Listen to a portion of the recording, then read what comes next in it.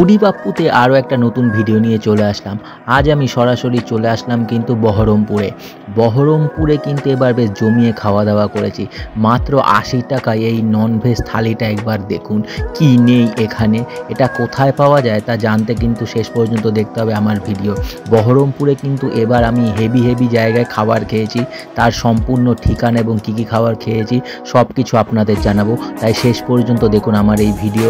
আর আমার এই ভিডিও ভালো লেগে থাকলে এখনই সাবস্ক্রাইব করুন আমার চ্যানেল ফুডি পাপ্পু। এই ভিডিওতে কিন্তু আমি আপনাদের দেখাবো বহরমপুরের কোথায় কি ভালো পাওয়া যায়। এই যে সকাল সকাল কিন্তু শুরু হয়ে গিয়েছে পরোটা দিয়ে খাওয়া, পরোটা আর ঘুগনি। এই এক প্লেটের দাম কিন্তু 25 টাকা। এটা কিন্তু একদম বহরমপুর বাস স্ট্যান্ডের লাগোয়া একটা হোটেলে আমরা খেয়েছি। এই হোটেলটার নাম হলো রাজলক্ষ্মী হোটেল। এই হোটেলেই কিন্তু আমরা দুপুরের ভাতও খেয়েছি কাঁসার থালায়, যেটা একটু আগে দেখালাম। সকালবেলা টিফিন করেই কিন্তু আমরা বেরিয়ে পড়লাম একটু ঘোরাঘুরি করতে। বহরমপুরে এবার একটা কাজের উদ্দেশ্যে বেশ কয়েকদিন ছিলাম, যে সেখানে যেমন বিভিন্ন জায়গায় টেস্টি খাবার খেয়েছি, একই সঙ্গে কিন্তু কিছুটা জায়গা ঘুরেও নিয়েছি। সকাল সকাল টোটো করে বেরিয়ে পড়লাম ঘুরতে, তাই শেষ পর্যন্ত দেখুন আমার এই ভিডিও। আর আমার এই ভিডিও ভালো লেগে থাকলে লাইক ও শেয়ার করতে ভুলবেন না, কারণ ফুডি পাপ্পু চ্যানেলে এমনই বিভিন্ন ভিডিও আসতে থাকবে একটার পর একটা। বহরমপুরে থেকে কিন্তু একটু দূরে অর্থাৎ মুর্শিদাবাদ লালবাগে অনেক দেখার জায়গা আছে, আর সেখানে কিন্তু অনেক ঘোরার জায়গা রয়েছে। এই যে দেখুন, এটা কিন্তু নবাব সিরাজদৌল্লা পার্ক। বহরমপুর থেকে বেরিয়ে কিছুটা দূরে গঙ্গার ধার দিয়ে কিন্তু বিভিন্ন পার্ক রয়েছে, আর একই সঙ্গে রয়েছে বিভিন্ন ঐতিহাসিক স্থানও। আপনারা যারা মুর্শিদাবাদ ঘুরতে চান তারা কিন্তু মুর্শিদাবাদের লালবাগে থাকতে পারেন, আবার বহরমপুরেও চলে আসতে পারেন। মুর্শিদাবাদের লালবাগে কিন্তু আমি আগে ছিলাম, কিন্তু সেখানকার খাওয়া দাওয়া খুব একটা ভালো না, তাই এবার আমি কিন্তু সরাসরি চলছিলাম বহরমপুরের বাস স্ট্যান্ডে। সেখানে কি খেয়েছি তা পরে দেখাচ্ছি। এবার কিন্তু সোজা চলে এসেছি হাজারদুয়ারিতে। এই যে দেখুন, এটা হচ্ছে হাজারদুয়ারির গেট, কিন্তু আমরা কিন্তু এবার ভেতরে ঢুকতে পারিনি। আমাদের যেতে 4:45 হয়ে গিয়েছিল। জানা গিয়েছে যে এটা কিন্তু 4:30 অবধি খোলা থাকে, কিন্তু এখানে গিয়ে একটা কিন্তু খুব মজার কথা জানতে পারলাম। এটা কিন্তু ইংরেজরা স্মৃতিসৌধ হিসাবে গড়ে তুলেছে এই হাজারদুয়ারি। আসল হাজারদুয়ারি কিন্তু এখন গঙ্গার পেটে অর্থাৎ গঙ্গার নিচে অবস্থান করছে।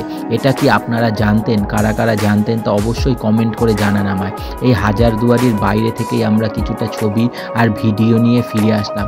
আমি কিন্তু এবার প্রথম গিয়েছিলাম এখানে, তাই কিন্তু আমি হাজারদুয়ারিতে ঢুকতে না পেরে বেশ নিরাশই হয়েছি। বাইরে থেকে দেখতেই কিন্তু বেশ ভালো লাগছিল, আর যা শুনলাম এর ভেতরে কিন্তু ইংরেজদেরই বেশিরভাগ মূর্তি স্থাপন করা হয়েছে। আসল হাজারদুয়ারিটা কিন্তু এখন গঙ্গার তলায় নিমজ্জিত অবস্থায় রয়েছে। এটা কিন্তু ইংরেজরা গড়ে দিয়েছিল স্মৃতি হিসাবে। এই যে হাজারদুয়ারিটা দেখে নিন বাইরে থেকে। হাজারদুয়ারির সামনেই কিন্তু এমন বিভিন্ন দোকান রয়েছে, যেখানে কিন্তু বিভিন্ন ধরনের মেমেন্টো, বিভিন্ন ধরনের গিফটের জিনিস পাওয়া যায়। আপনারা চাইলে কিন্তু এখান থেকে কেনাকাটা করতে পারেন। এই যে এটা হলো এই দোকানের নাম স্টার হ্যান্ডিক্রাফট। এখানে কিন্তু বিভিন্ন বাঁশ বেতের আইটেম রয়েছে, যা দেখতে বেশ সুন্দর। এই যে দেখুন কৃষ্ণের মূর্তিগুলো কি সুন্দর। এছাড়াও কিন্তু এখানকার কামান খুবই বিখ্যাত, সবাই কিন্তু এখান থেকে কামান নিয়ে যায়। আপনারা চাইলে এখান থেকে কিনে নিতে পারেন। এগুলোর দাম কিন্তু 50-100 টাকা থেকে শুরু হয়ে 1000-2000 টাকা অবধিও রয়েছে। এখানে কিন্তু বিভিন্ন ধরনের মূর্তি ও মেমেন্টো রয়েছে। এবার কিন্তু আমরা রাতে সোজা চলে আসলাম দি ঢাকা হিন্দু হোটেল। এটা কিন্তু একদম বহরমপুর বাস স্ট্যান্ড লাগোয়া। বহরমপুরের যে বাস স্ট্যান্ড তার পাশেই কিন্তু ঢাকা হিন্দু হোটেল, উল্টো দিকে রয়েছে রাজলক্ষ্মী হোটেল। এর ওপরেই কিন্তু আবার থাকার সুবন্দোবস্ত রয়েছে, যেখানে কিন্তু এক একটা গেস্ট হাউস। এখানে কিন্তু খুব কম খরচে আপনারা থাকতে পারবেন, মাত্র 500 টাকায়। আর নিচে নেমেই কিন্তু এখান থেকে সুস্বাদু খাবার খেতে পারবেন। এটা বহরমপুর বাস স্ট্যান্ড লাগোয়া, তাই যারা মুর্শিদাবাদে ঘুরতে যেতে চান তারা কিন্তু এখানে থাকতে পারেন। এই যে এই থালিটা কিন্তু মাত্র 80 টাকা। এই থালিতে রয়েছে ডাল, ভাত, আলু ভাজা, এছাড়াও 2 রকমের তরকারি। এছাড়াও এখানে দেওয়া হয়েছে কিন্তু শুক্তো, এছাড়াও রয়েছে দই, আর চাটনি। এরপরে যদি আপনারা আবার ভাত নিতে চান তাহলে এক্সট্রা 10 টাকা দিতে হবে। কিন্তু 80 টাকাতেই যা খাবার দেয় তা যদি আপনারা দুপুরে খান তাহলে কিন্তু রাত অবধি আপনাদের পেট একদম ভরা থাকবে। আর চালটা একদম দেখুন বাসমতি রাইস, আর একই সঙ্গে প্রত্যেকটা আইটেমও কিন্তু ভালো। প্রতিদিন এখানে 3 রকমের কিন্তু সবজি দেওয়া হয়, এক এক দিন এক একটা পাল্টে দেওয়া হয়, কিন্তু প্রতিটা খাবার ভালো। বহরমপুরের এই খাবারকে আমি কিন্তু এবার বেশ মজা পেয়েছি।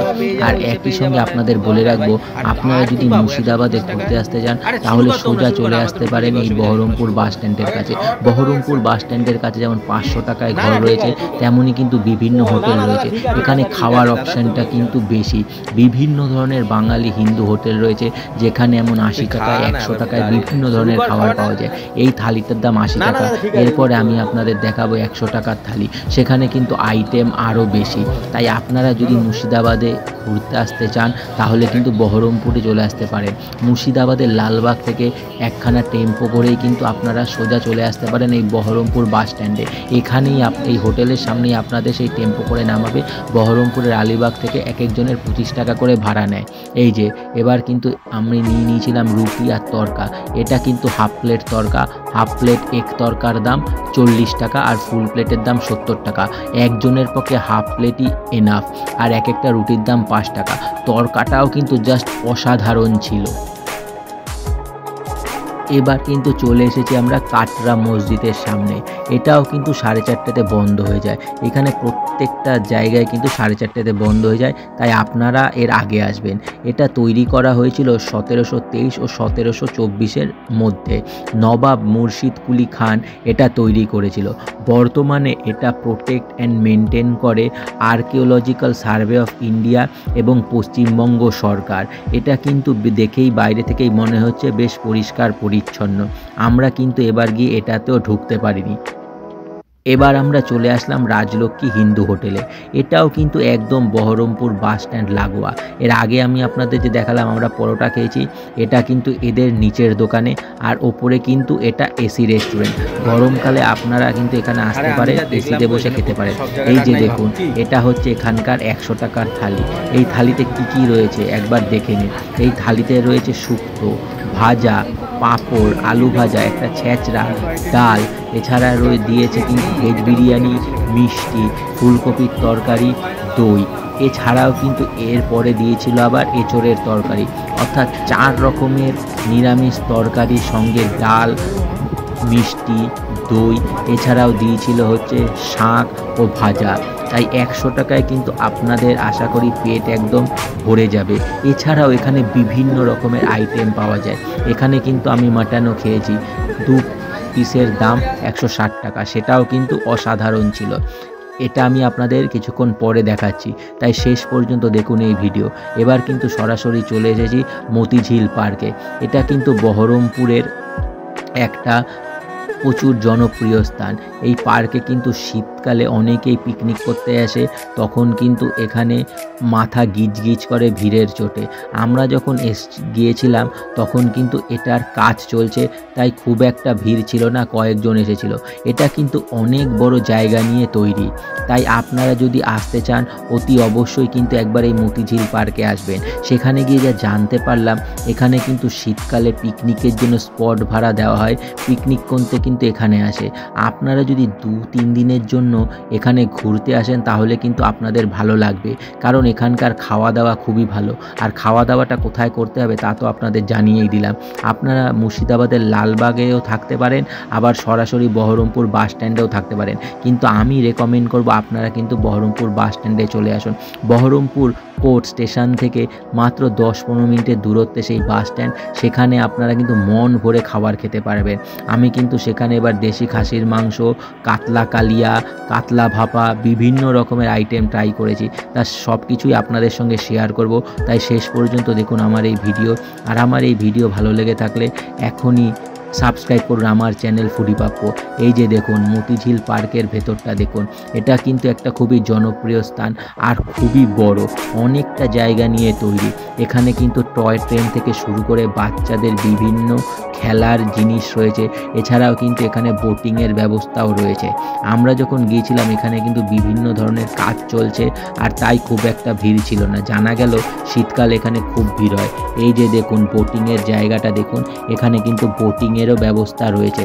তাই আপনারা যারা বহরমপুর একদিনের জন্য ঘুরতে আসতে চান অথবা মুর্শিদাবাদ ঘুরতে আসতে চান, অবশ্যই কিন্তু একদিন এসে ঘুরে দেখতে পারেন এই মতিঝিল পার্ক। খোলামেলা জায়গায় আপনাদের কিন্তু বেশ ভালোই লাগবে।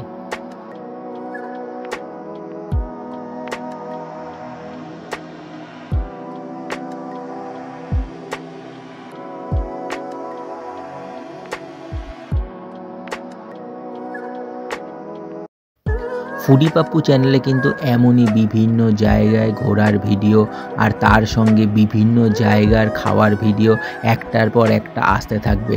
তাই এখনই সাবস্ক্রাইব করুন আমার চ্যানেল ফুডি পাপ্পু। ফুডি পাপ্পুতে যেমন খাওয়ার ভিডিও আমি দিতে থাকবো, একই সঙ্গে আপনারা কোথায় গেলে কিভাবে খুব কম খরচে সেই সমস্ত জায়গা ঘুরে দেখতে পারবেন তাও আমি আপনাদের সঙ্গে শেয়ার করব। এই যে বহরমপুর বাস স্ট্যান্ডের লাগোয়া সেই খাওয়ার জায়গা আর লজের জায়গা। এই যে দেখুন ওপরে কিন্তু রয়েছে লজ, আর এই হলো সেই রাজলক্ষ্মী হিন্দু হোটেল, এটা হচ্ছে দি ঢাকা হিন্দু হোটেল। এর ওপরেই কিন্তু আবার রয়েছে সেই গেস্ট হাউস, যেখানে মাত্র 500 টাকায় ঘর পাওয়া যায়।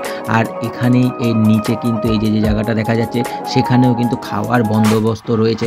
এখানেই কিন্তু আমরা সকালে পরোটা খেয়েছিলাম, এছাড়াও এখানে রাতে চাউমিন, এগরোল, রুটি সব পাওয়া যায়।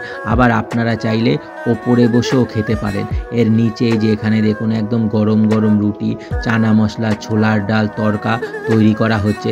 আর এর ওপরের হোটেলটাতেই কিন্তু আবার কাঁসার থালায় ভাত বেড়ে দেওয়া হয়। আর এখানে কিন্তু আবার এই যে বিভিন্ন ধরনের চাইনিজ ফুড, স্ট্রিট ফুড পাওয়া যায়, যেখানে এগরোল, চাউমিন সবই পাওয়া যায়। এক কথায় বলতে গেলে রাজলক্ষ্মী হিন্দু হোটেলে কিন্তু সব রকমের আইটেম রয়েছে। সেখানে যেমন ভাতের থালি রয়েছে, একই সঙ্গে রয়েছে মাছ, একই সঙ্গে রয়েছে বিভিন্ন ধরনের আইটেম। এটা কিন্তু বহরমপুর বাস স্ট্যান্ড লাগোয়া। তাই আপনারা যারা মুর্শিদাবাদ ঘুরতে আসবেন অবশ্যই একবার খেয়ে দেখুন এই রাজলক্ষ্মী হিন্দু হোটেলে। এখানের খাওয়া কিন্তু এক কথায় জাস্ট ফাটাফাটি। এই যে দেখুন এখানে কিন্তু সব ধরনের আইটেমই রয়েছে, চিংড়ি মাছ, পনির, চানা মশলা, ইলিশ মাছ সবই কিন্তু রয়েছে। আর হ্যাঁ, প্রত্যেকটার সাইজও যেমন ভালো তেমন খেতেও কিন্তু অসাধারণ। আর এখানে কিন্তু কোনো বাসি খাবার দেওয়া হয় না, একদম গরম গরম টাটকা খাবার পরিবেশন করা হয়। এই যে আমরা কিন্তু এবার চলে এসেছি আবার দুপুরের লাঞ্চ করতে। আমরা এখানে আজকে লাঞ্চ করব কিন্তু খাসির মাংস। এই যে দেখুন একদিকে এই রাজলক্ষ্মী হিন্দু হোটেল আর আরেকদিকে রয়েছে ঢাকা হিন্দু হোটেল, দুটোই কিন্তু পাশাপাশি। আর এর ওপরেই কিন্তু গেস্ট হাউস রয়েছে।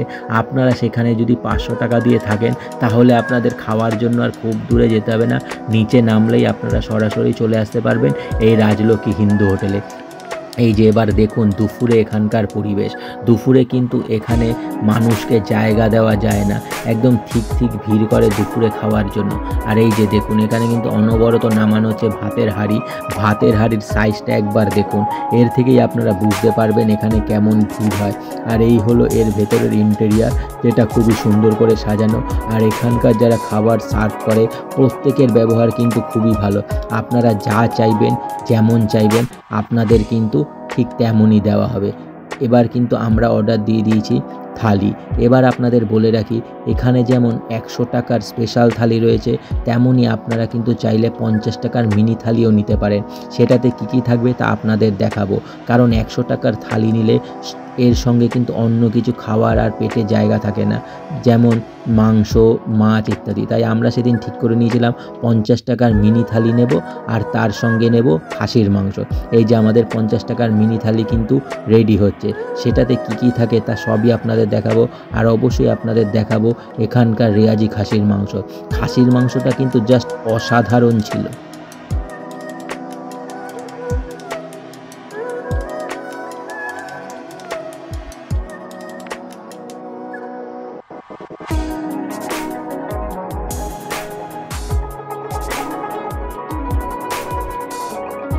চলে এসেছে আমাদের 50 টাকার মিনি থালি। আর এই যে এইদিকে কিন্তু খাসির মাংস। এবার দেখে নিন 50 টাকার মিনি থালিতে কী কী থাকে। সেখানে থাকে ডাল, আলু ভাজা, পাঁপড় আর একটা তরকারি, আর এর সঙ্গে কিন্তু চাটনি। এটার দাম মাত্র 50 টাকা। আর এর সঙ্গে আমরা নিয়ে নিয়েছিলাম খাসির মাংস। খাসির মাংসের 2 পিসের দাম কিন্তু 160 টাকা, অর্থাৎ এক একটা পিসের দাম 80 টাকা করে। খাসির মাংসগুলো সাইজ যেমন বড় ছিল তেমনই কিন্তু খেতেও জাস্ট ফাটাফাটি ছিল। তাই আমি আপনাদের বারবার করে বলবো, আপনারা যারা বহরমপুর আসেন কাজের ক্ষেত্রে একবার খেয়ে দেখুন এই রাজলক্ষ্মী হিন্দু হোটেলে। এখানকার খাওয়া দাওয়া কিন্তু জাস্ট ফাটাফাটি। বহরমপুর কোর্ট স্টেশন থেকে মাত্র 10-15 মিনিট দূরেই এই হোটেল।